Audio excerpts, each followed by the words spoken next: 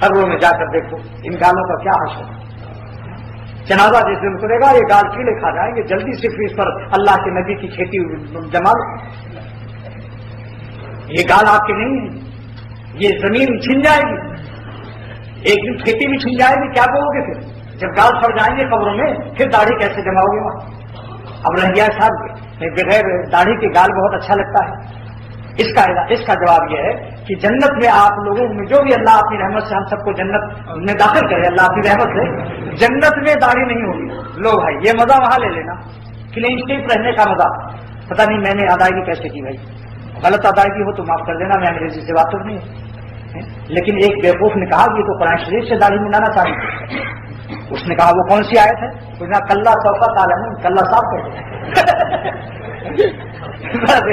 اس احمد کو گدھے سے پوچھنا چاہیے کہ یہاں تو مانے کچھ اور ہیں. کان مانے ہرگز نہیں, تم قریب جان جاؤ گے.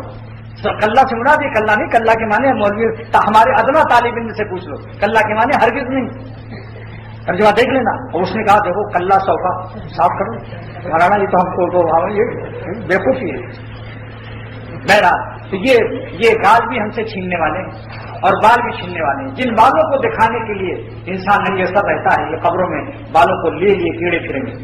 آج کل یہ بھی انگریزی بال رکھ کر ننگے سر رہتے ہیں تاکہ دوسرے ہمارے بالوں کو دیکھیں اور ان کے بال کے جال میں پھنسیں حسین لوگ. بھائی ٹوپی پہننا صالحین کی وجہ ہے, نیک بندوں کی وجہ ہے. ٹوپی فرض واجب نہیں ہے لیکن نیک بندوں کی وجہ ہے. اللہ کے پیاروں کی شکل صورت میں رہو, بس یہی پہچان. تھرمامیٹر دے دیا آپ کو, دلیل ولیل زیادہ مت پوچھا کرو. جو لوگ دلیلوں میں رہتے ہیں ان کی دلیل ہو جاتی ہے. بس یہ کہو کہ اللہ کے پیارے کس طرح رہتے ہیں, بس اتنا ہی کافی ہے. اللہ کے نیک بندوں کی شکل میں اختیار کرو. تو اللہ تعالیٰ اگر آپ کو اللہ کے راستے میں کچھ غم ہوگا, مثلا داڑھی رکھنے میں کچھ لوگ چڑھائیں گے, ارے ملا بن گیا, آخر مولیوں کا سایہ پڑ ہی گیا, کیوں خانقاہ جاتا تھا نا, دیکھتے داڑھی تو آگے. اس کو یہ کہہ دو, اے دیکھنے والوں مجھے ہنس ہنس کے نہ دیکھو, شاید کی محبت تمہیں مجھ سے نہ بنا دے. اے دیکھنے والوں مجھے ہنس ہنس کے نہ دیکھو, تم کو بھی محبت کہیں مجھ سے نہ بنا دے. سرور عالم صلی اللہ علیہ وسلم کی محبت میں تم داڑھی رکھ لو. یہ کہہ دو کہ حضور صلی اللہ علیہ وسلم کی داڑھی تھی یا نہیں. اپنی بیویوں سے کہہ دو, کیا میری بیویوں اگر تمہیں داڑھی سے نفرت ہے تو کیا حضور صلی اللہ علیہ وسلم کے چہرے سے بھی نفرت ہے؟ قیامت کے دن تم شفاعت کی امیدوار ہو تو نبی کس شکل میں نظر آئیں گے؟